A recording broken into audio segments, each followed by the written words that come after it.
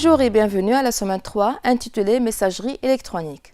Cette semaine, on va voir comment configurer un compte de messagerie électronique, exploiter les fonctionnalités d'un logiciel de messagerie, faire un usage pédagogique de la messagerie électronique. Dans cette séquence, on va vous montrer comment exploiter les fonctionnalités d'un logiciel de messagerie.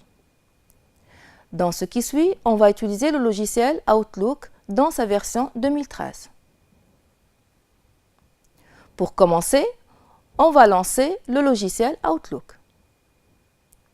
Dans la fenêtre qui s'affiche, on remarque en bas qu'il existe plusieurs onglets: courrier, calendrier, personnes, tâches, etc. Et c'est l'onglet courrier qui est activé par défaut. Dans l'onglet courrier, on trouve plusieurs répertoires. On cite en premier lieu la boîte de réception, qui contient tous les emails reçus. Devant ce répertoire, on trouve une valeur numérique qui représente le nombre de courriers reçus et non lus. Toujours dans l'onglet courrier, il est possible de consulter les emails envoyés à travers le répertoire éléments envoyés.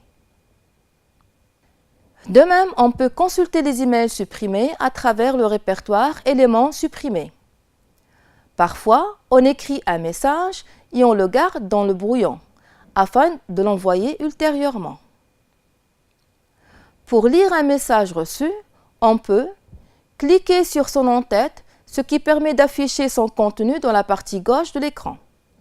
Ou bien, on clique 2 fois sur son en-tête, ce qui permet d'afficher le contenu dans une nouvelle fenêtre. Une fois le contenu du message est affiché, on peut écrire une réponse à l'émetteur en cliquant sur le bouton « Répondre ». Dans certains cas, on a besoin de transférer un message reçu vers d'autres destinataires. Donc, on clique sur le bouton « Transférer », puis on tape les adresses mail des destinataires. Pour supprimer un message reçu, on doit le sélectionner, puis on clique sur le bouton « Supprimer ». Dans ce cas, le message sera placé dans le répertoire éléments supprimés.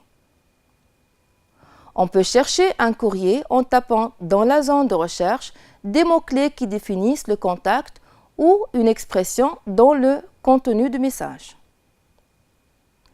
Maintenant, si on veut écrire un nouveau mail, on clique sur le bouton « Nouveau message électronique » de la barre d'outils. On aura une interface formée des champs suivants. Le premier champ s'intitule « A ».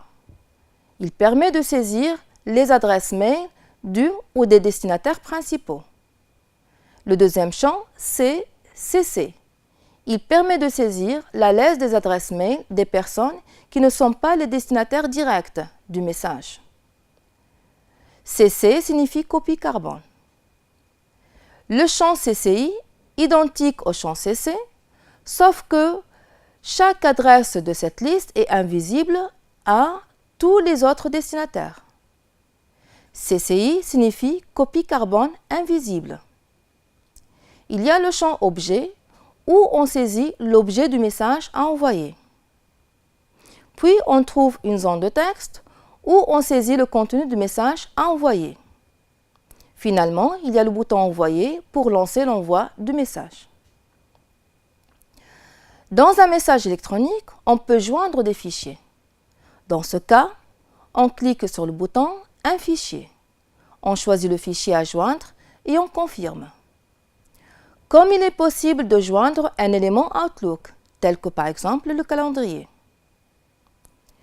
Une fois on a saisi le contenu du message à envoyer, on peut le mettre en forme en exploitant la barre de mise en forme du texte. Puis on clique sur le bouton « Envoyer » pour déclencher l'envoi au destinataire. L'onglet « Calendrier » sert à planifier des tâches. Ce calendrier est très important pour gérer l'activité d'un groupe de personnes. Par exemple, pour réaliser un projet, tous les membres du groupe doivent respecter un calendrier de rencontres et de progression des travaux. Dans le calendrier, on peut définir les actions à rappeler et on peut paramétrer le rappel. Exemple, pour le 14 octobre 2016, on a fixé un rendez-vous au CNTE. L'onglet Personnes sert à gérer les contacts. On peut ajouter, modifier ou supprimer un contact. Pour ajouter un contact, on clique sur le bouton « Nouveau contact », puis on saisit les données nécessaires au formulaire. L'onglet Tâches sert à planifier des tâches à réaliser. Toutes les tâches planifiées seront enregistrées dans le calendrier. Merci pour votre attention.